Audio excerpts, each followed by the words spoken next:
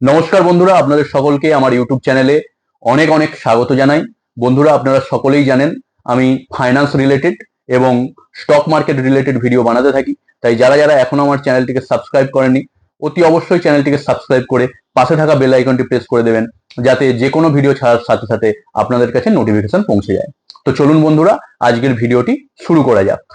তো বন্ধুরা, প্রথমেই বলি, মার্কেট একটি দারুণ আপ ট্রেন্ডের সাথে গিয়ে এক্সিট পোলের কথা মাথায় রেখে মানডে খুব ভালো আপসাইড মুভমেন্ট গ্যাপ আপের পরে দিয়েছিল। কিন্তু তার পরের দিন, মঙ্গলবার দিন, যেদিন আমাদের ভোটের রেজাল্ট 4 জুন, সেদিন মার্কেট কি করলো? টোটালি ট্র্যাপ করে দিল। তো এক্সিট পোলটা, এই যে মিডিয়া, এই যে সমস্ত মিডিয়া এক্সিট পোলটাকে এনডিএ বা বিজেপি সরকারের পক্ষে যে এত বড়ভাবে দেখালো, তার জন্য কি কোথাও রিটেলারদের কোনো ক্ষতি হলো? বা তারা কেন এইভাবে এতটা বাড়িয়ে চাড়িয়ে দেখিয়ে সোমবার দিন মানুষকে বা রিটেলারকে একটা বহুত বড় টাকা কামাবার আশা তাদের মনে জাগিয়ে দিল? যারা শুক্রবার দিন ক্যারি করেছিলেন, অনেকে সোমবার দিন বেরিয়েছেন এবং অনেকে সোমবার দিন বেরোয়নি। তাদের প্রফিট ছিল 25,000, 30,000 প্রফিট ছিল। মাত্র 10,000, 15,000 ইনভেস্টমেন্টে 25-30 প্রফিট, মানে ক্যাপিটাল 2 ডবল 3 ডবল। ভাবুন, তারা কি সোমবার দিন বেরোতে পেরেছিল? সোমবার দিন বেরোতে পারেনি। তারা তারা তাদের মালটাকে রেখে দিয়েছিল যে এই সপ্তাহ হয়তো বা কালকে যখন বিজেপি সরকার আসবে বা এনডিএ সরকার গঠন হবে, তখন হয়তো আমাদের এই 50,000 টাকার প্রফিটটা 1 লাখ, 1.5 লাখ, 2 লাখ চলে যাবে। এটা হিউম্যান সাইকোলজি। এখান থেকে কেউ বেরিয়ে আসতে পারে না। আপনি আপনার সাইকোলজিকে কোনোভাবেই ভুল প্রমাণিত করতে পারবেন না। আর যারা পারবেন তারাই এই মার্কেটে টিকে থাকবেন। সেন্টিমেন্ট, মার্কেটের সাইকোলজি, মার্কেটের সেন্টিমেন্ট, যারা ওইগুলোকে গিলে খেতে পেরেছেন তারাই কিন্তু আপাতত মার্কেটে সারা জীবনের জন্য রয়ে গেছেন। আর যারা সেন্টিমেন্ট, যারা ইমোশন, সাইকোলজি এইসব যাদের কাজ করে না, যারা মার্কেট উপরে যাচ্ছে তো এখান থেকে নিচে যাবে, মার্কেট নিচে যাচ্ছে তো এখান থেকে উপরে যাবে, এই করেন, তারা কতদিন বা কতজন মার্কেটে আছে বা কতদিন থাকতে পারবেন সেটা আমার জানা নেই। সো যেটা বলার, যে এইভাবে যে মিডিয়া দিয়ে একটা আপনাদের মনে আশা জাগানো হলো এবং তারপরে একটা বিরাট ফল, সেই ফলে কতজনের ক্যাপিটাল যে আউট হয়ে গেছে, কতজনের প্রফিট তো গেছেই গেছে, কত টাকা লস হয়েছে সেটা বলা বাহুল্য, বা কতটা আমি ধারণা করতে পারছি সেটা নয়। আমার নিজের প্রফিট, আমার পোর্টফোলিওর নিজের প্রফিট হাফ হয়ে গেছিল। সেগুলো আমার একটু আগে কেনা বলে আমার কোনো প্যানিক হয় না। আমার সেগুলো আবার ধীরে ধীরে উপরের দিকেই যাচ্ছে।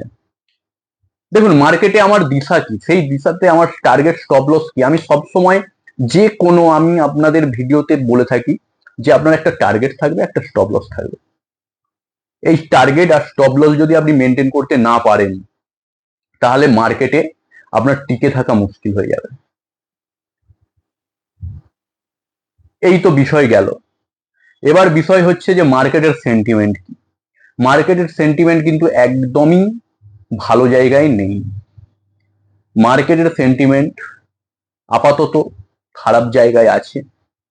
তো কে কতটা কি কাজ করতে পারছেন বা কাজ করছেন, বা কতটা কি আপনি ভালোভাবে রিকভারি করতে পেরেছেন, সেটা ভাবার এখন বিষয় এসে গেছে।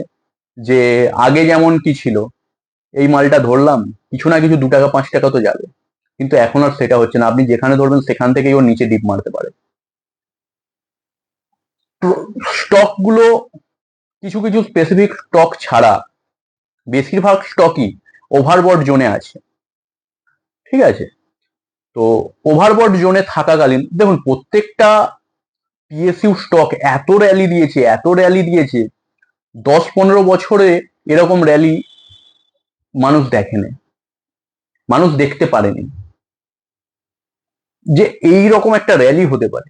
আপনি প্রত্যেকটা সেক্টরকে গিয়ে দেখুন তো, কিভাবে 2008 থেকে 2016-17 পর্যন্ত একই জায়গায় জিনিসটাকে পুরো সেট আপ করে রেখেছিল।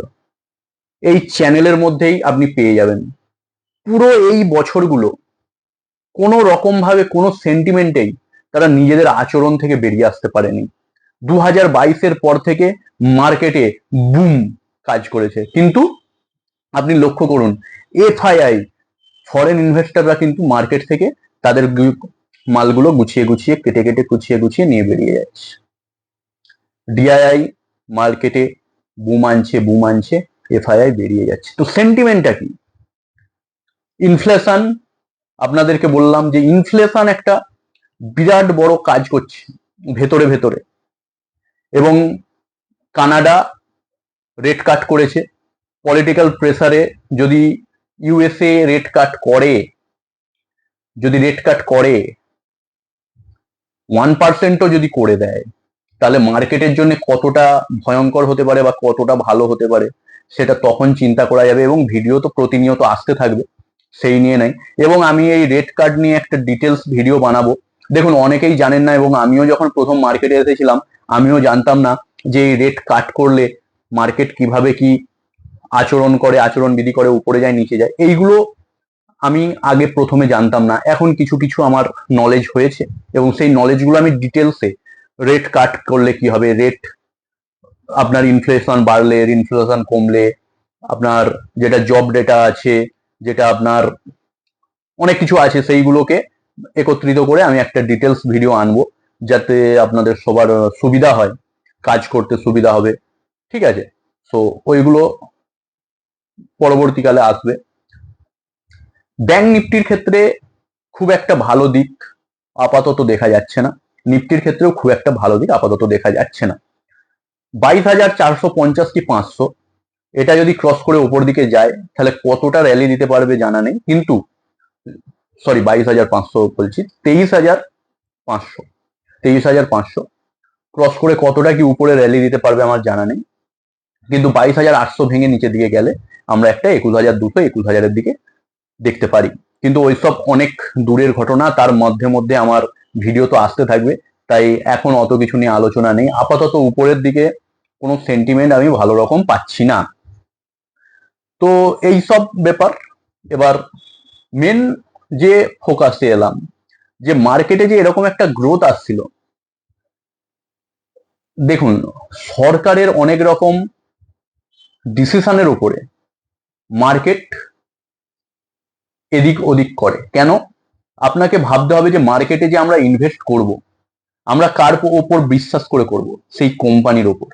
সেই কোম্পানি যদি আমাদেরকে সেই ভ্যালুটা দিতে পারে, দেখুন আপনার এলাকায় যে ছেলেটার আপনি দেখতে পাচ্ছেন যে এই ছেলেটা এই রকম, তো আপনি তাকে কি করবেন? সে যদি আপনার কাছে টাকা চায়, ধরুন আমরা কি করছি, আমাদের কাছে কোম্পানি টাকা যাচ্ছে এবং আমরা তাকে টাকা দিচ্ছি, তার ফলে আমরা ব্যাক পাবো। তো আপনি সেই ছেলেটাকেই টাকা দেবেন, আপনি যার জানেন যে এই ছেলের ব্যাকগ্রাউন্ড এই আছে, এ আমাকে এইভাবে টাকাটা রিটার্ন করবে। ব্যাংকেও সেম, আপনার সিভিল স্কোর দেখে, আপনার এই দেখে। তো সেই জায়গায় যে স্টকগুলো আমরা বাঁচবো, সেই স্টকগুলো হচ্ছে, দেখুন পিএসইউ দিয়ে বেরিয়ে যেতে হবে। পিএসইউ যেভাবে বুমিং দিয়েছে, পিএসইউ লং টাইমে কি করবে সেটা এখন বোঝা সম্ভব হচ্ছে না। তো কিছু কিছু স্টক রেকমেন্ডেশন আমার টেলিগ্রাম চ্যানেলে দেয়া থাকে, কোনো বাই অ্যান্ড সেল রেকমেন্ডেশন ছাড়াই। দেখুন বাই সেল রেকমেন্ডেশন দিতে গেলে আমাকে সেবি রেজিস্টার্ড হতে হবে, যেটা আমি এখনো নই। ঠিক আছে, প্রিপারেশন চলছে, যদি 2-3 বছরের মধ্যে পরীক্ষায় পাস করতে পারি তবে আপনাদেরকে বলতে পারবো যে দাদা এটা নিন ওটা নিন। যদি পরীক্ষায় না পাস করতে পারি তো কোনোদিনই বলবো না, এইভাবে বলবো যে I am not SEBI registered person. So আপনারা কেউ আমার কথা শুনে কোনো stock specific buy and sell করবেন না, ওকে? এবং প্রত্যেকটা স্টক কেনার, এবং আপনি যা ইচ্ছা করুন, আপনি ট্রেডিং করুন, এই করুন, তার জন্য আপনি আপনার ফাইন্যান্সিয়াল অ্যাডভাইজারের কাছ থেকে পরামর্শ অবশ্যই করে নেবেন। ঠিক আছে, সো এবার আসি যে আইটি সেক্টরটা একটু যেন বুলিশ লাগছে। আইটি সেক্টরে আপনারা যেন কিছু না কিছু একটা পেতে পারেন। ব্যাংকিং সেক্টরের মধ্যে 2-4টে কিছু একটা হবে, যেমন আমার স্পেশাল বন্ধন ব্যাংক, ঠিক আছে, বন্ধন ব্যাংকে, সে তো ছুটে গেছে 170-এ। আরে আমাদের বলা ছিল, কাউকে তো বলি না ধরতে, কিন্তু মানে আমাদের ভাবনা ছিল এইভাবেই, এরকম ভাবেই বলি, কেউ ধরলে ধরলো, না ধরলে না ধরলো, ঠিক আছে। আমি তো আপনাকে ধরাতে পারবো না, কারণ আমার কাছে সেই ক্যাপাসিটিটা নেই, আমার কাছে সেই সার্টিফিকেট নেই, আমার কাছে সেই পারমিশনটা নেই। যে কোনো কিছু করার জন্য যে পারমিশন চাই সেটা আমার কাছে নেই, ঠিক আছে। সেবি রেজিস্টার যদি হতে পারি তো অবশ্যই তারপর থেকে খুল্লা আপনাদেরকে অ্যাডভাইস দিতে পারবো। সো মার্কেটে তিনটে বিগ মুভ প্রয়োজন ছিল, মার্কেটে তিনটে বিগ মুভ প্রয়োজন ছিল, তার মধ্যে দুটো হয়ে গেছে, একটা হচ্ছে সোমবার, একটা হচ্ছে মঙ্গলবার, এবং তারপর থেকে মার্কেট কিন্তু কনসলিডেট করছে। No gap up, no gap down, just consolidate. Okay, so মার্কেটে যদি আপনাকে টিকে থাকতে হয় তাহলে আর একটা বিগ মুভ আপনি পাবেন এই রিসেন্ট টাইমের মধ্যে, এবং সেই বিগ মুভটা যদি আপনার বিপরীত দিকে যায় তো আপনার পুরো ক্যাপিটাল যাবে। তো সেই জন্য স্ট্র্যাটেজি বেস যদি আপনি খেলেন, স্ট্র্যাডেল স্ট্যাঙ্গেল এইগুলোতে যদি খেলেন, আপনারা ইউটিউবে বহু মানুষের বানানো আছে ভিডিও, আপনারা গিয়ে নলেজ নিতে পারেন, এবং ওইসব নিয়ে আমিও ভিডিও বানাবো, এবং ডিটেলস ভিডিও বানাবো, যেটা আপনি পুরো কাঁচের মতো ফ্রেশ হবে, আপনি দেখতে পাবেন সহজেই, ঠিক আছে। তো সেসব ভিডিও আসছে। আপাতত আপনাদেরকে সচেতন করতেই এলাম, অনেকদিন ভিডিও বানাইনি, বিশাল সমস্যার মধ্যে আছি, চাপের মধ্যে আছি, পড়াশোনা চলছে, পরীক্ষা আছে, 2-3টে পরপর পরীক্ষা।